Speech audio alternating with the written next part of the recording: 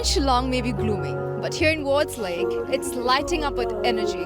And that's because it's hosting Asia's biggest spoken fest today.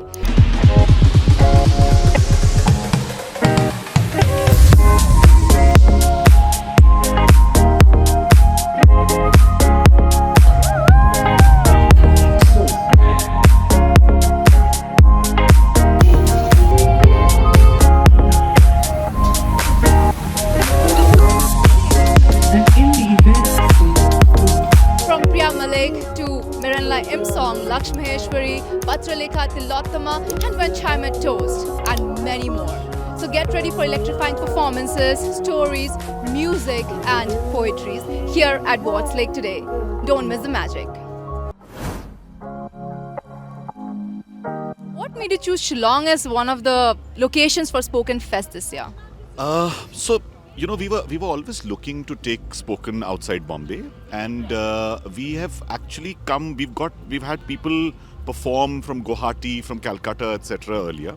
I met Jason, who's works on the Cherry Blossom Festival. He came to Bombay, and he and I were on the same panel, and he saw the festival because we showed a video, and he said, your festival's about young people. I think young people will really enjoy it. So he was really the first person. Oh wow! And then one day I got a call from him saying, "Can you get onto a call? We want to discuss this." And I spoke to the Meghalaya tourism people, and they were so nice and they were like so forthcoming and saying, "Why don't you bring it? We think it's a beautiful idea." And honestly, see, at the heart of it, it's about young people and telling their stories, right? Stories, poems. And there are so many people here. If you walk on the road, you see young people. If you see the festivals online, which is happening, whether it's Cherry Blossom or Lit Fest or whatever, you see youngsters. I can't slam, I can't trap. What I do is in between, so let's call it a slap. So I really feel that this is the beginning to take young talent, see them here, and also take some young talent from here to our other festivals. I'd love to hear a great poet and a great storyteller from here in Bombay. आप कहानी सुनोगे?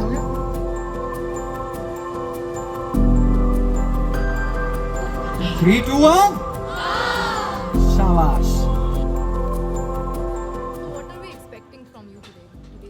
From today, Roshan Abbas sir, the father of Spoken Fest, was very clear that we're doing it in Shillong, so it has to be around Shillong. So we've got some really amazing Khasi folk stories for you. Some folk tales. Please do. Some folk tales of Khasi culture, basically Kangot and Kayam story we're going to be narrating. I'm going to be narrating there with the point that stories are very important to all of us in the first place. So I just got a small set, 20-minute, but I hope it's going to be fun for the people listening. The memories that you associate with them, so that you can open that register in the fear of losing them, and when you do lose them, you revisit it. There were people who were already your fans, so they were looking forward to performance, and there were people who became a fan today and they were waiting for your performance to not end at all. So since when have you been doing it? Storytelling? Yes.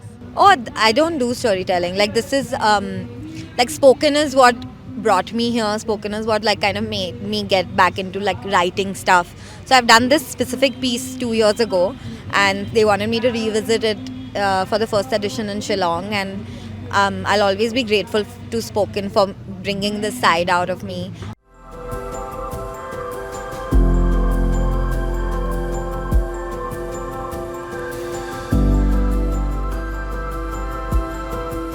What can we look forward to today about your performance? I'm going to be telling a story. A story? Yes. So I'll be talking about my dad. But my father, he's like a gummy bear. Oh, Yeah, that's and my relationship with him and all of that stuff. And that's when I realized that my mother has always been my hero, and my father is that extra sibling I grew up with.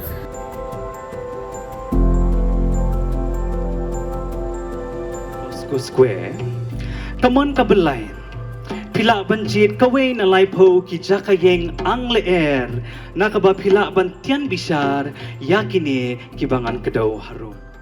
I really like the intimate environment for one reason, because of because I get to connect with the crowd better. I've been on in many other stages where there was a slight disconnect between the poet and the listener. But here I really enjoyed the setting, the shilya that was placed on the ground, the mura, and the setting of the stage. Everything is so well done, and I really have nothing but praise for Spoken. They've been very professional with the artists as well. I was always lingering somewhere in between, never quite knowing where I fit in. Why doesn't my reflection seem like it's mine? Why doesn't my body seem like it's mine? I didn't know many things about myself in the world, but what I did know was to observe. The culture of festivals here, I don't see it anywhere else. The culture of music festivals and poetry and people being so enthusiastic about self-expression. That's very rare as a culture, right? So to see that here and to be surrounded by artists and enthusiasts just performing pieces and storytelling, and I mean, look at the lineup that these guys have, it's crazy. I think to be part of that is very, very special.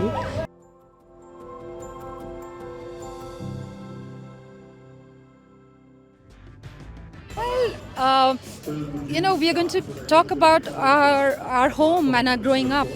How our upbringing informed who we are, because we don't just become people, there are many people who nourish our lives and who enrich our lives so that we can become, start building our sense of self. And I think your home, whether the one you were born to or the one that you create for yourself, has a huge impact. So I think Patralekha and I are going to try and unpack that, about how our homes and our upbringing has shaped us. I feel actually really relaxed because this is my city, this is where I grew up, and my family lives here.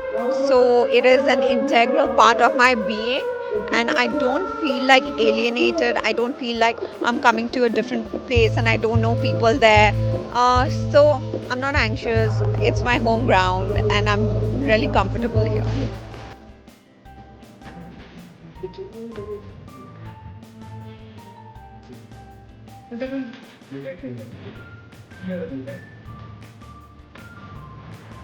I'm doing a story.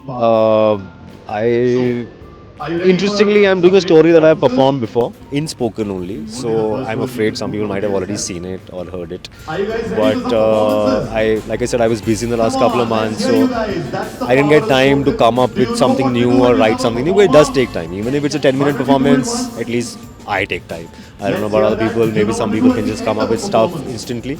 So I didn't get that much time to prepare something new, and I was also told that that story is around 4 years old now. It's a new city, so hopefully not many people have seen it. And even if they have, they might just enjoy watching it live.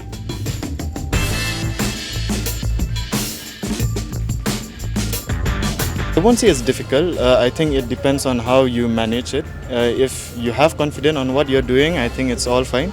But it's just that we have to be on the backstage. If anything went wrong, we have to go. I won't say my magic because it depends on the artist as well. So if the artists are good, so we can make it better. So yeah, it's a teamwork actually, I would say.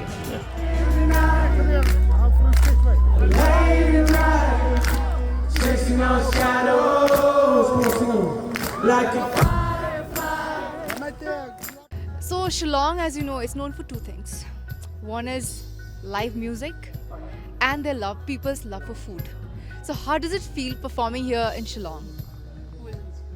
No, it's beautiful. We always love coming to this part of the country. I think we were talking amongst ourselves that this is one place where people appreciate English music a lot, and we listen to a lot of English music even in the restaurants. So it's a lovely crowd. People have come up in numbers, and we're really excited for the concert.